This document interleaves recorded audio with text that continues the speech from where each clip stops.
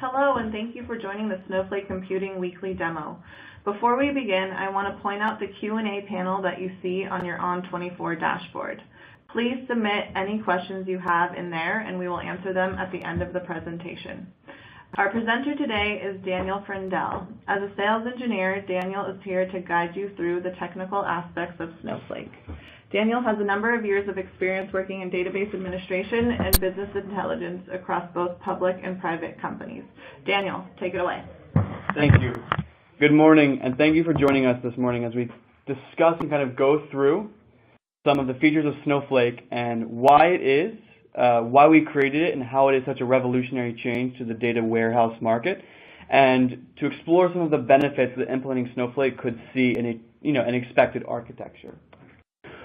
When folks come to me and they begin to ask me what Snowflake is and why it's important and how it's different and why it could be beneficial to a certain environment, I find it's most often helpful to begin with an understanding of where the data warehouse market is today to kind of provide a comparison and contrast to where Snowflake sits and what it is specifically designed to do. And the vast majority of the data warehouse market today is built off of an architecture called the shared nothing architecture. This architecture is essentially a linked group, a linked cluster essentially, of individual machines, each with their own hard drive, their own CPU, their own RAM, with data being stored and distributed across the different hard drives. And then as requests or queries come in, either through a distributed fashion or through a master node, queries are then distributed and sent to the respective node in the cluster that contains the data that needs to be accessed. This approach has worked for a number of years, but especially as the challenges with significant data growth and increased need for real-time data, as well as for high concurrency access to the data, there have been some challenges related to this model. The first and foremost of which is that this model is incredibly difficult to scale, both up and down. Resizing a shared nothing architecture by adding an additional node not only requires adding an additional piece of hardware to the system, but it requires the redistribution of data across the existing nodes, which itself requires typically either read-only time for the server, where data cannot be written to the server, or it actually requires system downtime, where you just can't query on the server, depending on the server software that's being used. Similarly, if it's found that the CPU isn't being fully utilized, there's no way to easily spin down nodes within this server because data is actually being stored on these nodes. So you really are forced to scale not just for the peak capacity of your storage, but your peak capacity of your compute or your computational demand as well. And in that sense, because you're always scaling for the highest amount of volume that your system would ever expect, you end up paying for the maximum amount, the maximum bandwidth of your system. There's no idea of necessarily paying as you go. There's no easy way to scale down the system to optimize your cost. And then, because data is typically stored on just one of these nodes, if a high concurrency request for a certain piece of data comes in, it can result in either issues with latency or speed or providing users certain access to the data in a time frame that is not acceptable. And in the same regard, if one of these nodes in the cluster ever goes down, recovering from that often is extremely difficult, can take hours or even days, and almost always involves some sort of data loss. So this has been the architecture that's been used for years, for decades even. And at Snowflake, we identified a possibility that came with some of the new advances in cloud technology. And we wanted to build a database, a data warehouse from the ground up, specifically to take advantage of some of these refreshments in technology to be able to address some of the challenges that had begun to show themselves with the increased volume and usage of shared nothing architectures. And we call this new built from the ground up architecture the multi-clustered shared data architecture. Now, that's a bit of a mouthful, but what does that ultimately mean?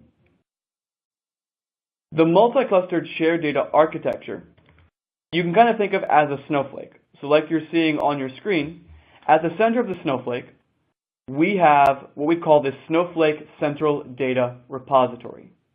You can kind of think of the Snowflake Central Data Repository as a bit of a hybrid between a traditional data warehouse and a data lake, in the sense that not only can we integrate traditional data that's coming in fully normal and fully relational format in a CSV file, but we can actually incorporate other file formats as well. Within Snowflake, you can actually incorporate semi-structured data as well, including formats like JSON, Avro, ORC, Parquet, and XML. Snowflake can become the one-stop shop for all of your structured and semi-structured data and provide native analysis on it without having to normalize that semi-structured data first. In a traditional architecture, you would have the database, the storage component, if you will, linked in a one-to-one basis with what we would call in Snowflake terminology a warehouse. You can kind of think of this as a one-to-one pairing of a CPU to a hard drive. One stores the data, one computes the data. But with Snowflake, we have completely revolutionized this model, and we've changed that one-to-one architecture to a one-to-many architecture. We're able to store all the data within the system in a single data repository, but we're then able to spin up multiple warehouses, multiple compute resources, all which can act upon the same underlying central data repository. In fact, in this sense, you'll see on your screen that with each of these different warehouses existing within the system, they all have access to the central data repository, even though they're being used by different tools and different teams. It's important to note that because these warehouses exist in isolation to each other, they can all access the underlying data in high concurrency, but they also exist in isolation to each other. They will not impact each other's performance. The other advantage with this model that you'll see is that these warehouses are actually different sizes. You'll see in this example that our Spark data science warehouse, our Talent and Informatica ETL warehouse, and our Tableau warehouse are all different sizes than some of our smaller ones, like our Click marketing warehouse or our Excel warehouse for dev, test, and QA. This is because we have the ability to dynamically scale the size of the warehouse. You can kind of think of it as the width of the arm of the snowflake to be able to handle the demand that that type of use case is placing on the underlying data. The other advantage with this model is that these warehouses can be scaled up and down dynamically. So if demand changes throughout the day, we can actually scale these up and down to match that demand. One of the most common examples that I see is a large batch ETL job that runs overnight. For example, in this case, maybe we need a large warehouse that exists to run that ETL job overnight, and once it's finished, we can shut that warehouse off or scale it down to an extra small for the remainder of the day. This allows us to not just be able to handle even the largest volumes of data by easily scaling up these warehouses to act on the data that's being ingested and analyzed or being loaded, but it also allows us to easily scale down. So you can optimize your system to be able to really get the best price for performance out of your system and your architecture. So the days of having to scale and always be paying for your peak capacity usage no longer exist within Snowflake. As a bit of a summary, you can see some of the unique advantages that this architecture provides on the left of your screen.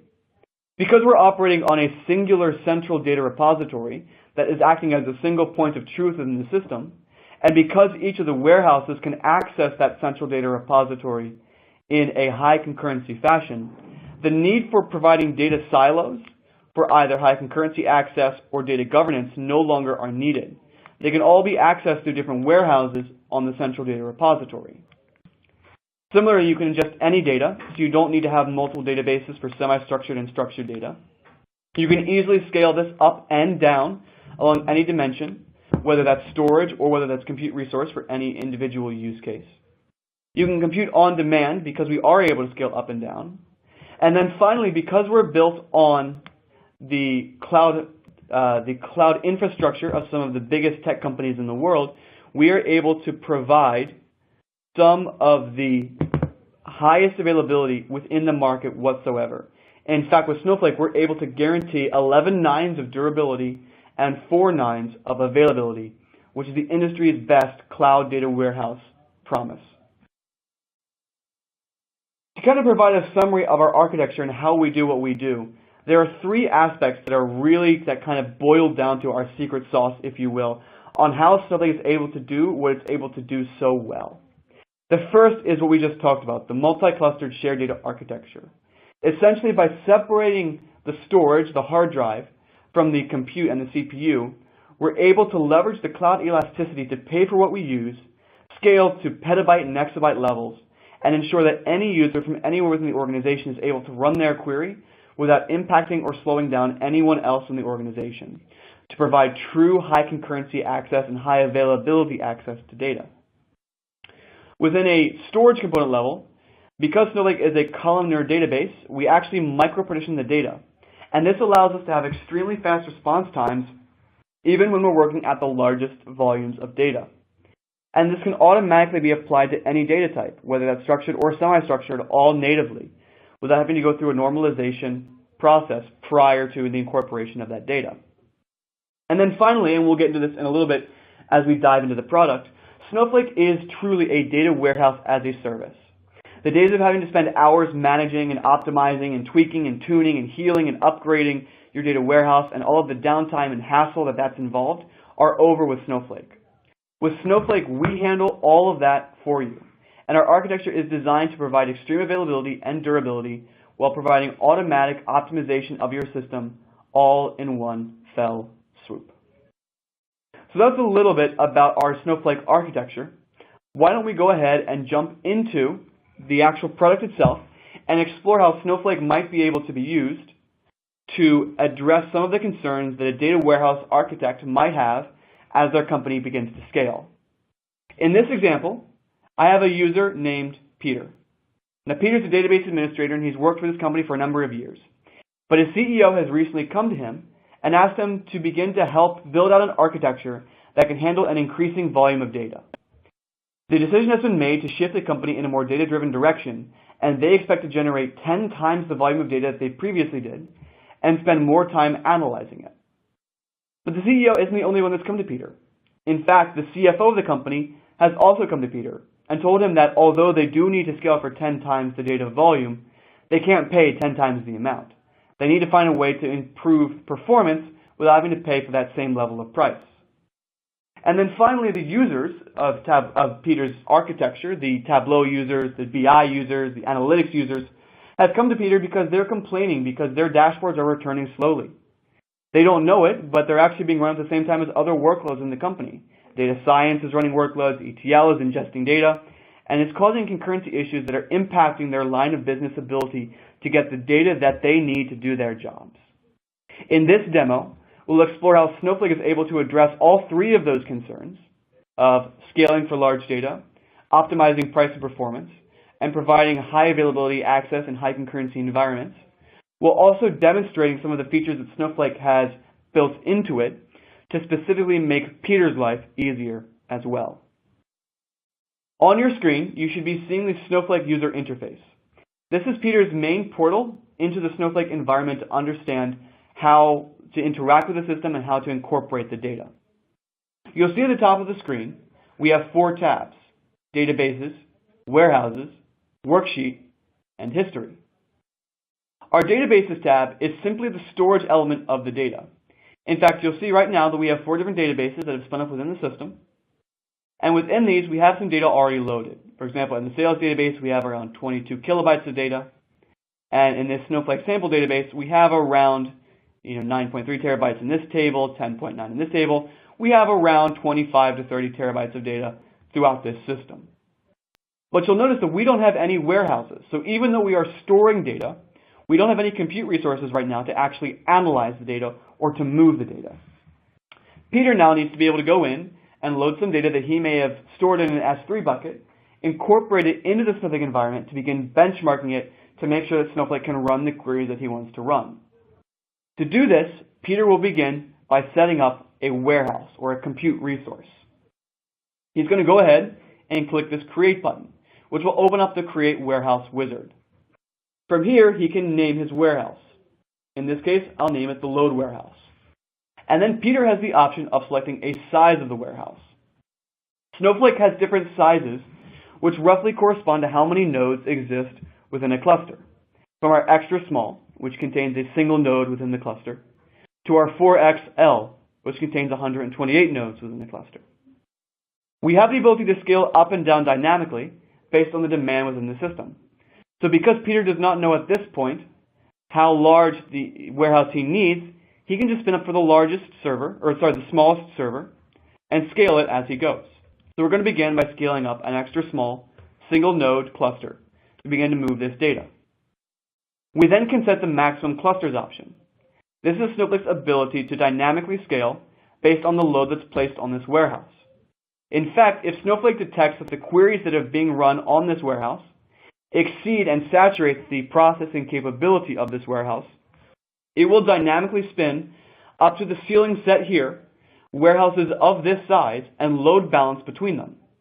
So if I select 4 here, as Snowflake detects that we saturate this extra small, it will spin up 3 additional extra smalls, load balance between them, and as the workload finishes, it will then begin to scale them back down to the original minimum clusters option that we've set here. For the purposes of this example, we're going to stick with just 1 cluster, and we'll scale it manually. We then can set the auto-suspend and auto-resume options. These tell Snowflake that if no query has been run on this warehouse in this interval, it will suspend the warehouse entirely, so you won't have to pay for it at all. The auto-resume option tells Snowflake to reactivate this warehouse, a suspended warehouse, when it detects a query attempting to be run on this warehouse. So I'm going to go ahead and check this and click Finish. And you'll see that we instantaneously have that warehouse available. One of the advantages with Snowflake is that in 96 to 90% of the time, warehouses that are provisioned are available for querying instantaneously. You don't need to wait minutes or hours for your server to be assigned to you. It's all available to you within a second. Now that we have a server spun up, we can go over to our worksheet. Our worksheet is the in-UI SQL editor for Snowflake. Now Peter has prepared a SQL script that we're going to use to load some data in and do some basic reporting on it. To briefly explain what will be going on in this script, we're going to use the database sales that we saw in the Databases tab.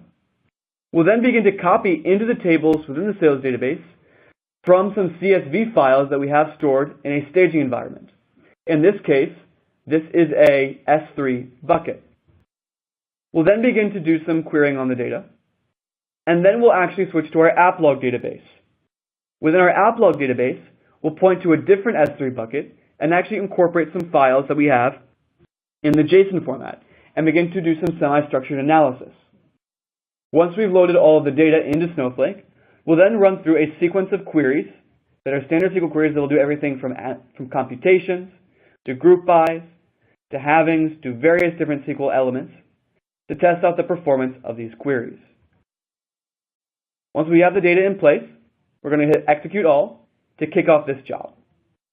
You'll see that our warehouse is immediately being used to begin to process and load some data in. But let's say that Peter immediately recognizes that this is not running fast enough. Maybe 7 seconds is far too long to load this table, and he wants to scale it automatically. To do that, he can use this Resize Warehouse button to dynamically scale up to an extra large to be able to process the data much more quickly. In fact, you'll see this change is done instantaneously. So as soon as the current query that's been run is finished, the next job will be run on top of an extra large database, as we're able to instantaneously scale from even the smallest to even the largest databases within a moment. And you'll see now we are running on an extra large database and incorporating the data from there. One of the advantages of the Snowflake architecture is that each level doubles in the amount of nodes that exist in the cluster, but there's no additional overhead within this system. So as you go from a small to a medium or medium to a large, it will actually either double the amount of data that you're able to work with in the same time frame, or half the amount of time it takes to analyze the same amount of data. So the ultimate determinant is how fast you need the data to actually be processed. So while Peter's queries are being running, let's imagine that there's another user who's also logged into the system. And this user is named Marie. Marie is a marketing analyst for the company, and she is doing some social sentiment analysis to be able to understand the impact of a local marketing campaign that they're running on Twitter. Now, she doesn't know that Peter's running this ETL process or this benchmarking process. but she needs to go in and run her queries. You'll see that when Marie logs in, she's actually not able to see the warehouse that we just spun up as Peter. That's because Marie belongs to a different group, a different role within Snowflake. This is one of our ways in Snowflake that we're able to govern access, not just to data, but to compute resources as well, to ensure high availability, but also data governance within the system, to provide for granular control of which users are able to access which resources to provide true best-in-class data security. In fact, you'll see if we look at the Databases tab as Marie, she actually has access to a database that Peter didn't have access to. She has access to this Twitter database. As Marie, we're going to go ahead and spin up a warehouse to do her analysis. We're going to name this the campaign warehouse.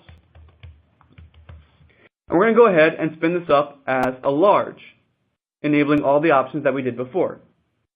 You'll see again, this is available instantaneously, so we can begin querying within a second of spinning this up. We'll jump over to the worksheet and load in a script that Marie has prepared called campaign analysis. Within the campaign analysis script, we're going to load in exclusively JSON data. So within that Twitter database, we have JSON data, and we're actually going to flatten it and join it to some of the sales data that exists within the sales database, being able to analyze how our campaign is affecting sales. So I'm going to go ahead and kick this off.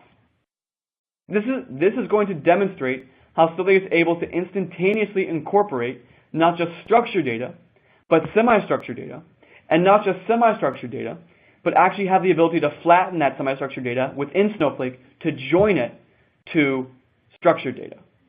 In fact, you'll see that we're loading the tweets into what we call a variant column. This is how Snowflake is able to dynamically and natively handle semi-structured data. We can then pull in and see the latest tweet that's been tweeted. So you can see that we're able to pull in some data here, and it is in native semi-structured format. Then we're going to do some analysis on this data, fusing it with the sales database to understand what's going on within the data. You'll see, though, that Marie's computation, because it's being done on a different warehouse, is not impacting Peter's computation whatsoever.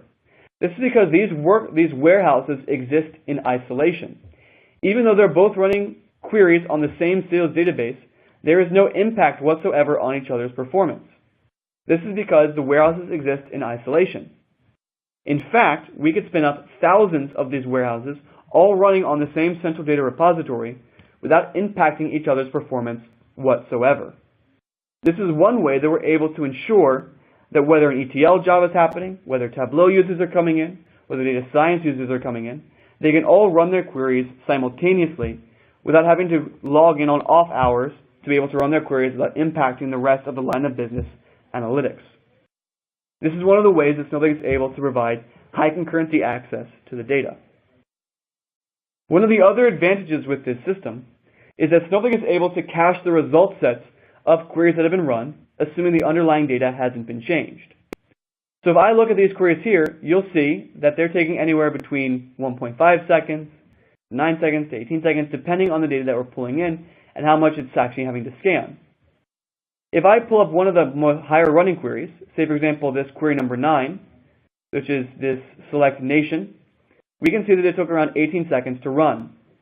However, because the underlying data hasn't changed, in this warehouse we actually will cache the result set. If I execute this query again, we will not have to run through this entire query and do the whole computation again. We'll actually be able to pull just the result set.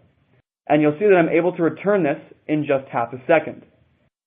This is one way that Snowflake is able to optimize itself to be able to natively optimize itself for frequently run queries.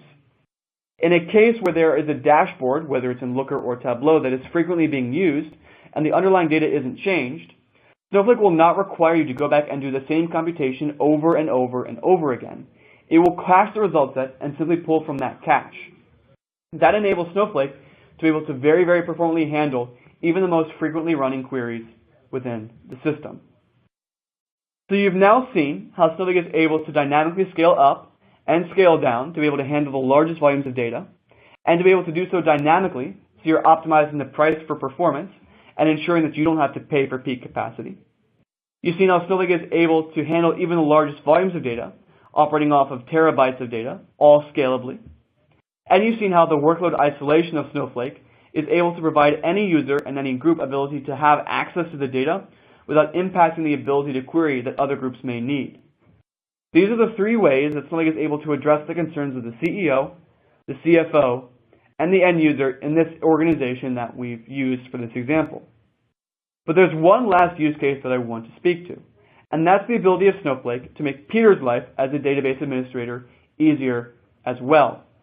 And this comes into our elements of three aspects, things that we call fail-safe, time travel, and zero-copy cloning. This is our ability to ensure that Snowflake really is a high availability and high durability system. To begin, I've loaded up a sample script that I call time travel. And this will show Snowflake's ability to do what we call a fail-safe recovery and what we call a time travel recovery in the case of some data corruption or unexpected behaviors in the system.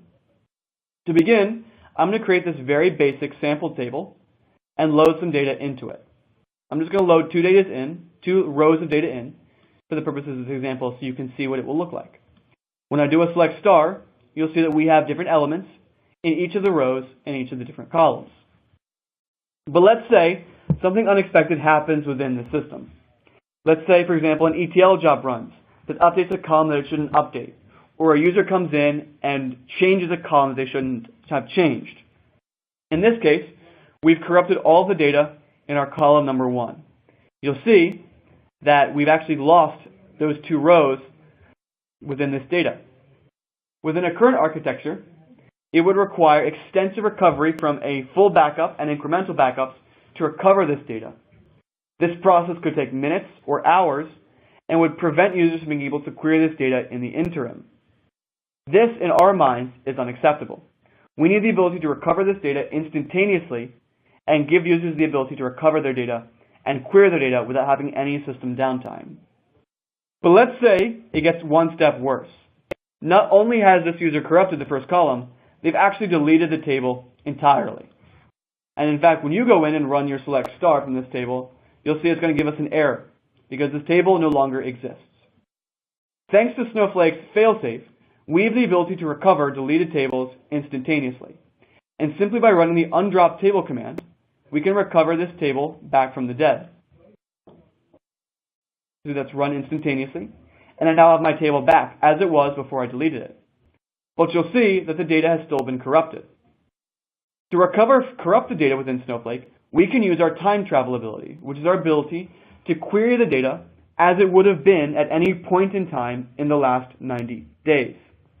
In this case, we can query at a specific time of day, or we can query the data as it would have been before a query was run. In this case, we can identify the query that corrupted our data. In this case, we can see that it's this query here. We can copy the query ID and tell Snowflake, let's select star from this table as it would have been before we ran this query ID. When I click execute on this query, you'll see that we'll actually show the data as it would have been before the data was corrupted. From this point, we can then restore the data instantaneously within the system. This is one of the ways that we're able to recover data in any database at any time without having to recover or take down the system. Now the question then comes, how does this work? How is this able to scale? How is this able to work on these tables? And it comes down to how our micro-partitioning works and how our data is being stored and managed within Snowflake. When you ingest data into Snowflake, Snowflake actually breaks it down into what we call micro-partitions, small buckets of data between 5 and 20 megabytes apiece. And then it tracks these micro-partitions in our third layer of Snowflake. If our first layer is our storage layer, and our second layer is our warehouse and compute layer, our third layer is what we call our cloud services or global services layer. This is where we track by zone maps which partitions, which micro-partitions of the data actually store the most up-to-date amount of information. When data is updated or data is changed, instead of overwriting existing partitions, new micro-partitions are written, and the zone maps are updated to reflect that latest aspect of the data. If you're familiar with the code tracking software Git and how specifically it tracks changes in the data, it's a similar functionality to Snowflake. Each micro-partition tracks changes to the data. When we want to recover data, instead of having to actually recover micro-partitions from some sort of cache, we're simply able to restore the metadata to the point it would have been prior to the metadata being updated. This allows us to query the micropartitions that still exist within Snowflake as it would have been before those changes were made. This brings us into the last ability of Snowflake, or I should say one other ability of Snowflake, that makes Peter's life much easier as well. And that's our ability to incorporate what we call a clone. Within Snowflake, you'll see on your screen, we have the ability to incorporate what we call a zero-copy clone. You'll see that here connected to our dev, test, and QA sites.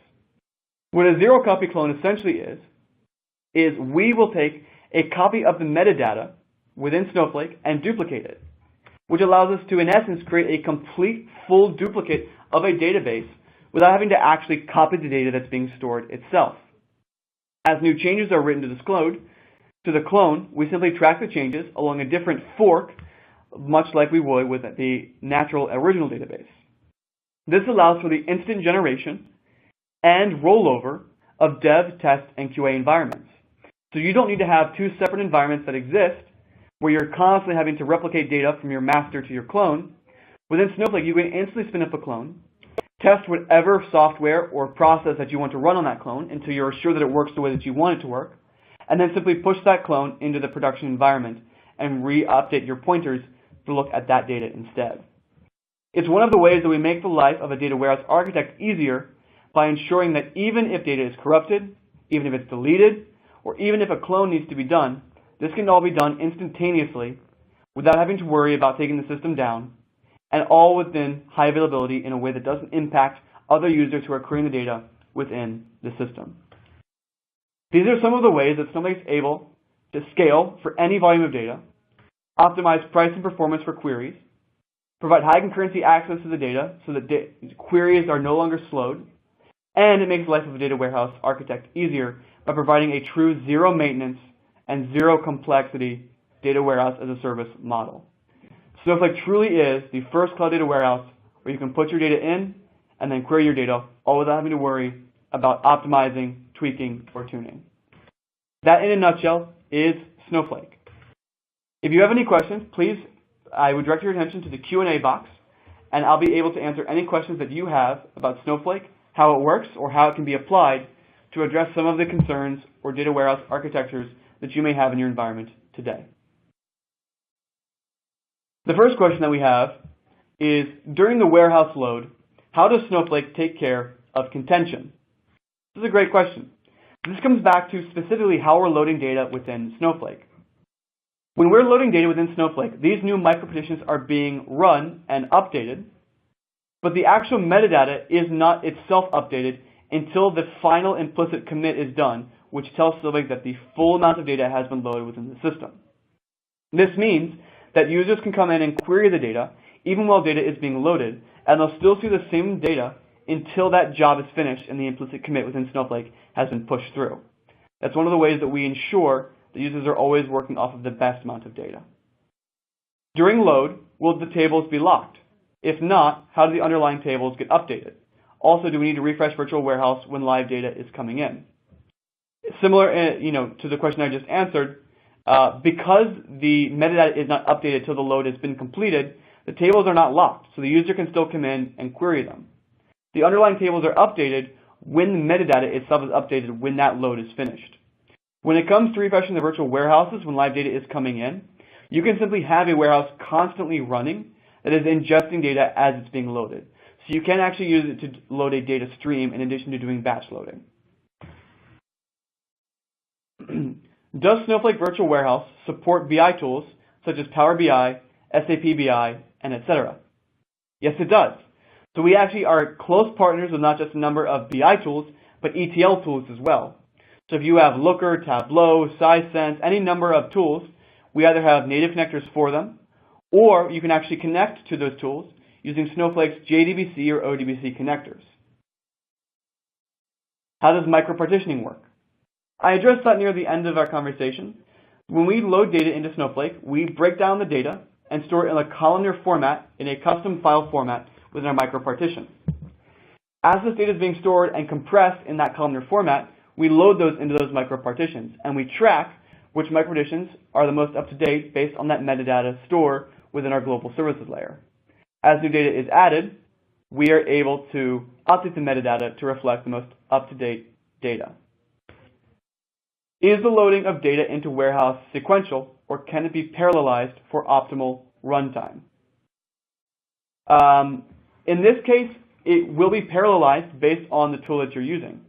So within Snowflake, we can actually run multiple queries at the same time, loading into micro-partitions at the same time. So in the example that we showed today, it is sequential because we're working down a SQL statement, but multiple warehouses can load multiple tables all at the same time. Does Snowflake clear cache when the warehouse is suspended? Yes. So that's one of the ways that when a warehouse is suspended, we do clear the memory cache and the result set cache of that system. That essentially we want to, in the case of frequently running dashboards, potentially keep it running so we can maintain that cache. How do you suggest using Snowflake to analyze log files? So it depends on the type of log files that you're choosing to analyze. If they're coming in a JSON format or a semi-structured format, you can incorporate them into Snowflake natively by landing them either in S3 or a staging environment.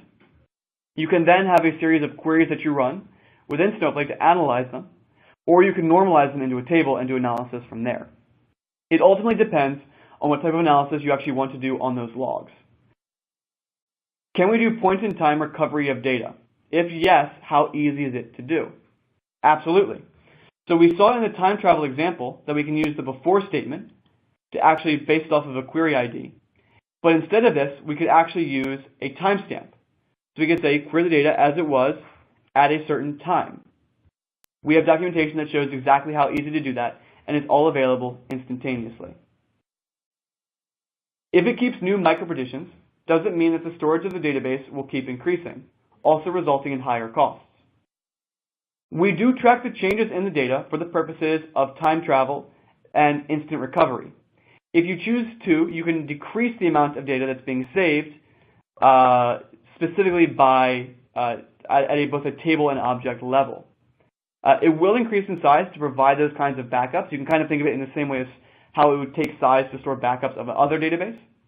But after those 90 days of the time travel, those are removed. So it is only storing 90 days of recovery data. So it is fairly manageable.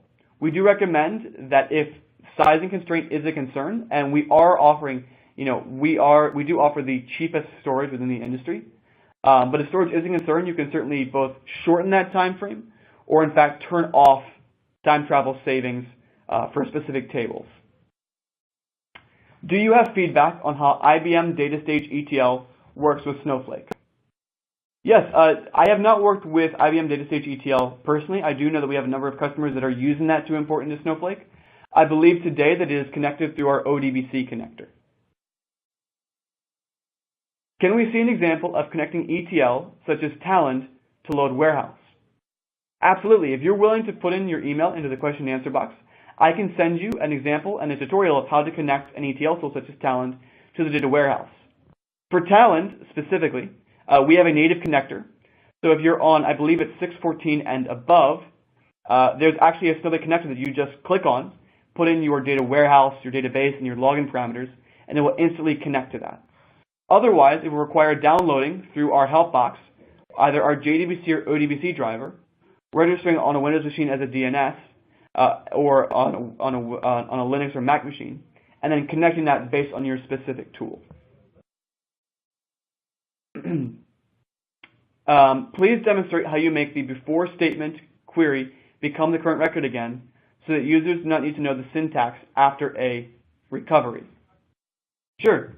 So one of the things that I could do within this is I could, if I wanted to recover this table entirely, I could either create a staging table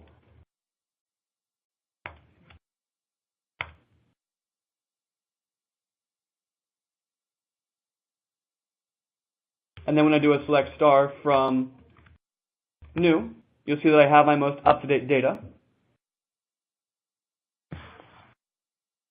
And you'll see that I need to replace this query here with the new query ID. And we can also then create, we can then push that table over and overwrite the old table to update it. There we go.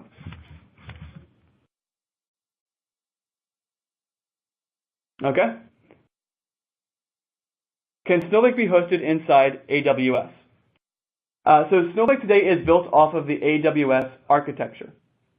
So Snowflake is implicitly within AWS, but it is not necessarily available on the AWS marketplace. Within Q1, we will be launching on the Azure platform as well. So we will be the first true multi-cloud data warehouse as a service. Do we always need to load the warehouse via SQL, or do we have tools like Informatica and Spark that can load the warehouse, and how? Absolutely. So we have a native connector with Informatica and a native connector with Spark as well. In fact, you'll see that I can download the Spark connector here. So you can either load data into the warehouse by a manual SQL command, or you can connect an ETL tool to do that automatically for you. Is Snowflake strictly available on AWS, or can it be available on other cloud platforms such as Azure? Again, we are built on Azure. We are built on AWS today, and all data today is being stored in AWS and on the infrastructure. But this quarter, we will be launching on Azure as well. What is the best way to use a trial version of Snowflake? Fantastic question. If I jump over to our website, snowflake.net, you'll see that we can actually sign up for a trial by clicking this Start for Free button at the bottom. This allows us to sign up for a free trial of Snowflake, which will give us $400 in free usage. We can then go in, load data in, and run our sample queries on it to be able to test out Snowflake and to see what benefit it can give our environment. I would encourage all of you who are curious about Snowflake to jump in and actually give Snowflake a try for yourself. How do I integrate with Qlik? Qlik has in-memory data pull using QVD. How does the optimized architecture look like with Snowflake? This is an interesting question. So we do have a connector with Qlik, and we do work with Qlik fairly frequently, but you're correct. Qlik, by default, does actually pull a cube of the data into the Qlik server and process it from there. Within Snowflake, we will support that. You can pull a cube or some result set of the data into Qlik and analyze it from there. You won't see necessarily as much of a big performance impact as you would with a tool that's going to do push-down processing and actually leverage Snowflake's warehouses for that kind of processing, because Qlik does not have auto-scaling enabled within it, whereas if you have a tool that uses push-down processing, it will utilize Snowflake's auto-scaling. But you can absolutely use Qlik to pull in data using QVD. We talked about virtual warehouses. Where is the central data repository, and how was it being loaded? So the Snowflake central data repository is actually being loaded. It's being tracked in these databases here. And then we load data into them using some of the scripts that we saw earlier here. So if I pull up this load and report, you'll see that we're loading data into the database that exists within the central data repository from this S3 bucket. In this case, the central data repository isn't something that you need to manage. It's all managed automatically for you. So simply define your DDL within your database, load data into it, and it's all tracked and managed for you. What happens if S3 file is updated after it is ingested into Snowflake? In this case, the S3 file is updated, but Snowflake isn't necessarily updated. It's important to note that Snowflake isn't reading the data from S3. It's moving the data from S3 into Snowflake and micro-partitioning it to be able to take advantage of our columnar database. If the S3 file is updated, we can certainly ingest it again and bring in the new data and either merge it or replace the existing data within Snowflake, but there's no automatic update to the data that happens simply because you're landing data or updating an S3 file. How is user management and security managed? Within Snowflake, we have a number of different roles. So if I switch over to our account admin role, which is our master role, you'll see here that we actually have the ability to manage users and assign users certain roles. You'll see here that we have a number of different roles, and each of these roles has the ability to access certain data that others don't have access to.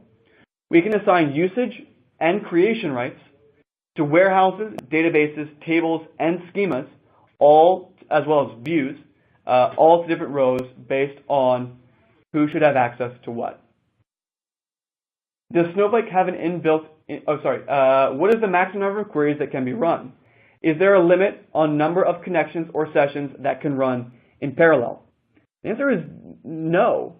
Because you can spin up as many warehouses as you want, and they can all exist in isolation, you could have thousands, tens of thousands, hundreds of thousands of queries all being run simultaneously, all being run in parallel, with no performance impact on each other.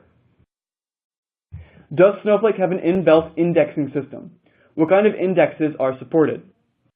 So Snowflake, because of our micro-partitioning system, in many ways gets away from the inbuilt indexing system. Within Snowflake, you don't have to worry about indexing and managing the indexes and optimizing and reconfiguring the indexes to optimize performance. We handle all of that for you. The one aspect of Snowflake that we do have that you can use, although you certainly don't have to, is something that we call a clustering key. Our clustering key tells Snowflake to force a clustering scheme within our micro-partitions based on a certain hierarchy of columns. In tables that are very large and have very, very specific use cases, mostly related to group bys, you can force a clustering key to optimize performance. But in the vast majority of cases, this isn't necessary, and the native optimization will work best for you. What details does the History tab provide?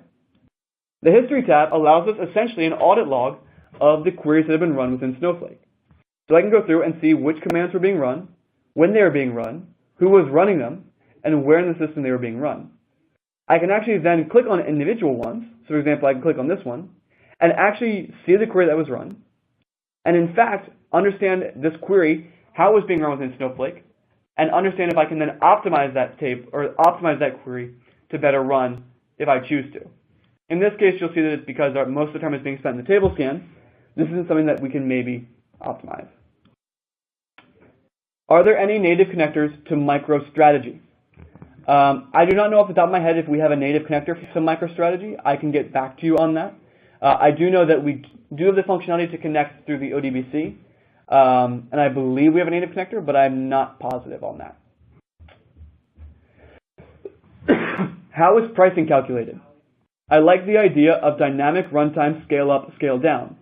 Do you price at the end of the month, depending on the exact usage, but limited to max size? So that's one of the unique benefits of Snowflake. Within Snowflake, there are two aspects of pricing. The first is the storage component. That's based simply on the amount of data that you're storing in Snowflake at any given time.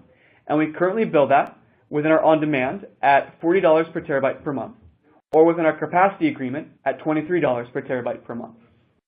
So we're charging that at essentially S3 prices. Within our warehouses, you're billed based on the amount of credits that you consume. Each of these different warehouses consumes a different amount of credits. So for example, you'll see that if I hit configure here, our large consumes 8 credits per hour. The cost of the credits depends on the level of service that you have with Snowflake, as well as the agreement that you sign with us, and it will consume this. But it's important to note that this is on a per second basis. So if you have an extra large running, which is 16 credits per hour, for example, on this load warehouse, but you're shutting it down after the job is finished and the job is only running for 15 minutes, you'll only be charged for a quarter of those 16 credits. So you'll only be charged for 4 credits. This is applicable to the per second level.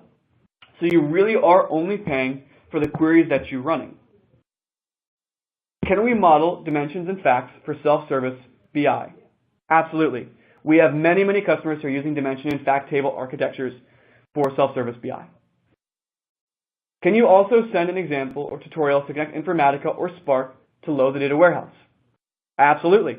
We have full documentation on our website at docs.snowflake.net, which will go into connection to ETL tools as well as connecting to Spark.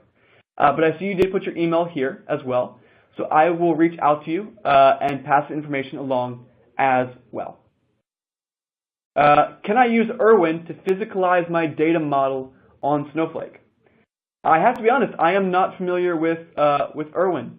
If you're willing to put your email in the Q&A box, I'm happy to find an answer to that question and get back to you on that one. Can Snowflake be hosted in my company's AWS account? Snowflake itself is hosted on the AWS architecture, but it is its own account.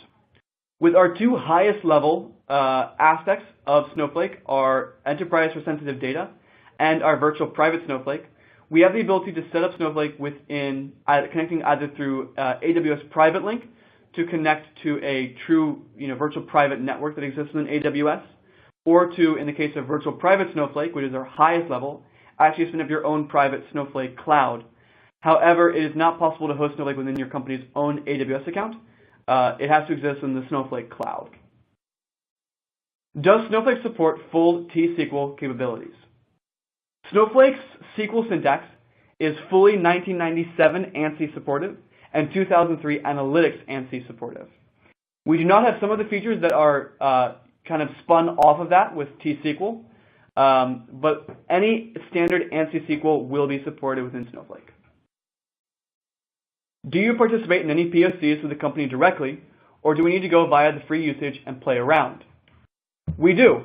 If you sign up for a POC, the sales team will actually reach out to you and assist with a POC to help make sure that you are as successful as possible with your Snowflake deployment. How different is the native Snowflake SQL from regular ANSI SQL? Are there any functions it doesn't support? Snowflake is full ANSI SQL. In fact, it is the only cloud-hosted data warehouse that is full ANSI SQL to my knowledge today. Do you have any getting started guide and provide best practices and steps to manage the load of the warehouse? Yes, we do. If you go to our website at docs.snowflake.net, we have tutorials and guides for loading your data in and best practices for how to set up your environment to get the most out of Snowflake. Is Snowflake HIPAA compliant? And in fact, we got this question twice, which is fantastic. The answer is, it is HIPAA compliant at our enterprise for sensitive data level. While all of our solutions have all of our data encrypted at rest and in flight at all times, our enterprise for sensitive data has a number of other features required for true HIPAA compliancy. So if you have HIPAA data or you have PCI data or other data that is extremely, extremely sensitive, the ESD or Enterprise for Sensitive Data solution may be an option for you. Do you have updates, deletes, and merge operations available in Snowflake? Yes, we do. Feel free to check out our docs portal for documentation and syntax for those. Do you have a best practices guide while using Snowflake with Informatica Cloud for ETL or otherwise? We do have documentation for how to connect Snowflake with the Informatica Cloud for ETL. I'll be happy to pass it along if you put your email within the Q&A box. Is there a way Snowflake can be hosted on an on-premise server? The answer to that is unfortunately no. The way that Snowflake is able to really provide the benefits that it has is by being built off of cloud architectures. And the only way for us to do that is to be built on the cloud. So there is no way to use Snowflake on an on-premise solution. Where are these databases stored? Are they stored as S3 files? Today, when we incorporate data into Snowflake and it's broken down into those micropartitions, we are storing that on S3. As we expand to additional clouds, you will have the option to store data either on S3 or within the Azure Data Lake once we expand to that platform. Does it suggest what to optimize, like indexing, with the query using the History tab? Again, we handle the optimizing of the indexing natively. The History tab can be used to see where time is being spent within the query, to alter the SQL statements to be able to optimize it in that capacity. But you won't need to optimize indexing at any point within Snowflake. Can we do hybrid data modeling within Snowflake? I suppose this ultimately comes down to what you mean by hybrid data modeling. There are data modeling options within Snowflake, but I know there are also specific tools that have very, very complex data modeling features that can connect to Snowflake. So it really does depend on the type of analysis that you want to do. How does Snowflake can access our company's AWS S3 bucket via Snowflake? When you set up your staging environment within Snowflake, you have the ability to put in an S3 URL, the master and secret keys for your S3 bucket, and any encryption key that may be encrypting the bucket. From there, we connect through the S3 protocol to pull data in. Our company doesn't allow IAM accounts. There's no access key and secret key for S3 data. How can Snowflake consume data from our S3 storage? In this case, the best way to go about that would be to go through our Enterprise for Sensitive Data solution, which allows for the connection to S3 through Amazon Private Link. That is something that I can dive into more on a more individual basis. But we have documentation on our website under our Enterprise for Sensitive Data solution. And I'm happy to set up a conversation with some of our sales and sales engineering team to best identify how to best set up Snowflake for your architecture. Does moving data from company's S3 to Snowflake cost credits? Yes. So to move data from any place, whether it's a local machine, whether it's S3, whether it's from an ETL tool, you have to use the compute resources to actually facilitate that data movement. So you will consume credits moving data into Snowflake. It does operate very, very performantly though. But as with any system, you have to, it does take resources to move data into the system.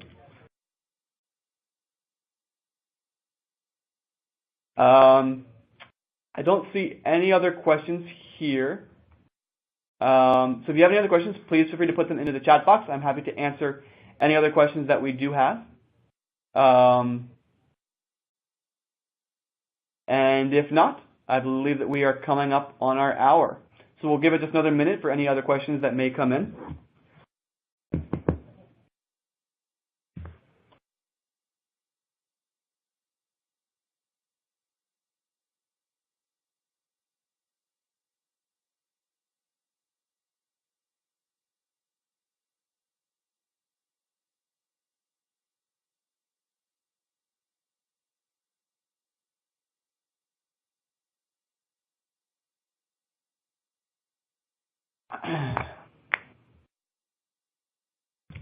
Fantastic. Well, thank you so much for your time.